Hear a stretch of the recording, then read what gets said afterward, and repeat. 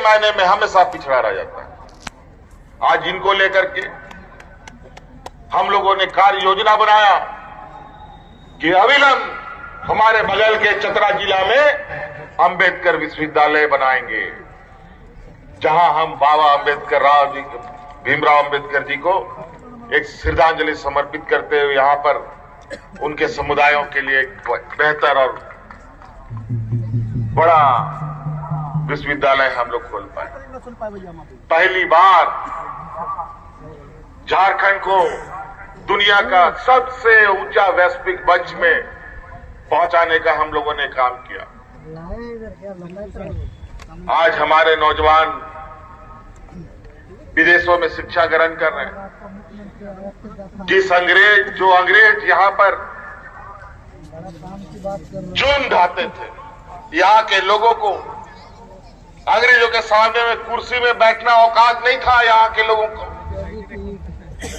Mic में तो बोलना दूर, आज उसी अंग्रेज के बगल में आज झारखंड का नौजवान बैठ करके शिक्षा ग्रहण कर रहा है।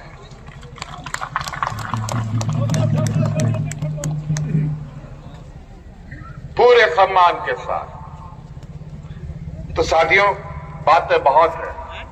आज शालिनी गुप्ता जी आई है। मैंने शालिनी गुप्ता जी को कई लंबे समय से इनके संघर्ष को मैंने बहुत ध्यान से देखा है। शालिनी गुप्ता जी में क्षमता है, समर्पण भी है, लेकिन कभी कभी होता ये है, हम तो बोलते हैं, अनेकों लोग आएंगे आपको अलग अलग तरीके से भाषण देने, लच्छेदार मीठे मीठे बातें बोलने, कई राह दिखाने वाले लोग भी आएंगे। इतने लोग आएंगे कि आपको पता नहीं चलेगा कि कौन सही है कौन गलत है।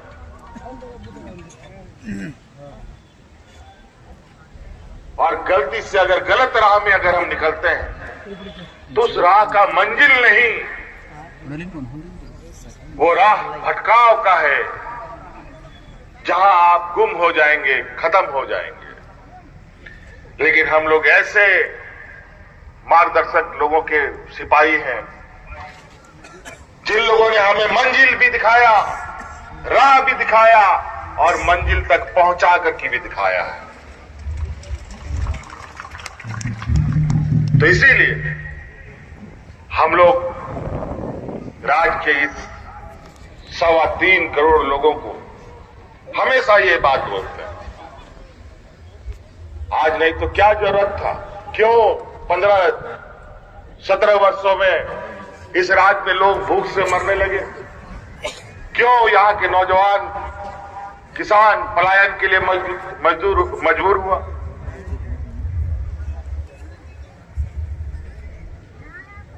और आज क्या ऐसी आन पड़ी, हमें क्या तकलीफ है सरकार को इतना और भी काम करने। लोग ऐसे ही बदनाम करता है कि ठेका टेंडर और इधर उधर में सब कमीशन खोरी चलता। अब महिलाओं को सम्मान दे रहे, इसमें कौन कमीशन सरकार को मिल रहा है आपको बता दो।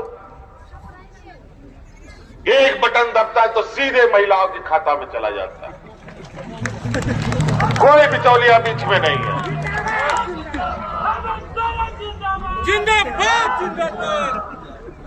तो कई ऐसी बातें तो करने का बहुत कुछ है, लेकिन आज इतना बड़ा जनसैलाब अगर आया है तो कहीं ना कहीं शालिनी गुप्ता जी में वो समर्पण है और आप में वो लगाव है शालिनी गुप्ता जी के साथ, जो यहां दिख रहा है। ये ताकत 1000 गुना हो सकता है, बशर्ते हम लोग अगर सही राह और सही विचार के साथ चलें। और हमने आज इसीलिए शालिनी गुप्ता को भी कहा, इनको भी अपने साथ चलने के लिए हम लोग राजी हुए कि नहीं, इनमें क्षमता है, इनको जिम्मेवारी दी जा सकती है और इनके माध्यम से कोडरमा जिले का जो तकदीर है उस तकदीर को सुनहरे अक्षरों से लिखा जा सकता है।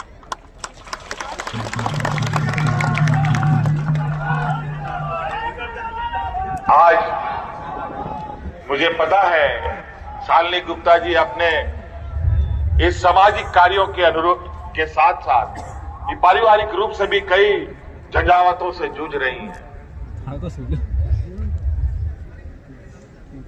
उसके बावजूद आपके दुख तकलीफ में ये सदैव खड़ा रहने वाली महिला और महिलाओं को आगे आने में कितनी अड़चनें होती है वो मैं जानता हूं। और आज उसी का एक भरपाई है कि हमने शालिनी गुप्ता जी को संगठन के साथ हमारे साथ चलने के लिए पार्टी का एक सहयोगी बनाया है। और निश्चित रूप से आने वाला समय में आप देखेंगे अगर हम लोग कोडरमा में एक बेहतर भविष्य का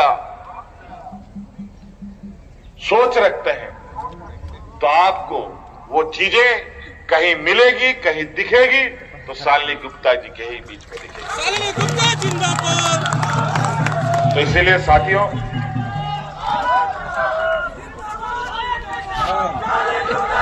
क्योंकि कुछ चीजें मैं तो कोडरमा आता जाता रहा हूं, लेकिन कुछ चीजें ऐसी है जहां एक संपर्क जो एक जैसे हम सरकार आपके द्वार चलाते हैं जिसके माध्यम से हम गांव की खबरों को, वहां के दुख तकलीफों को, किसानों के, मजदूरों की लाने की कोशिश करते हैं, उसी तरीके से कई और चीजों की आवश्यकता होती है। आज निश्चित रूप से एक सरकार की नजर में एक कोडरमा को देखने के लिए जो मैं एक दो आंख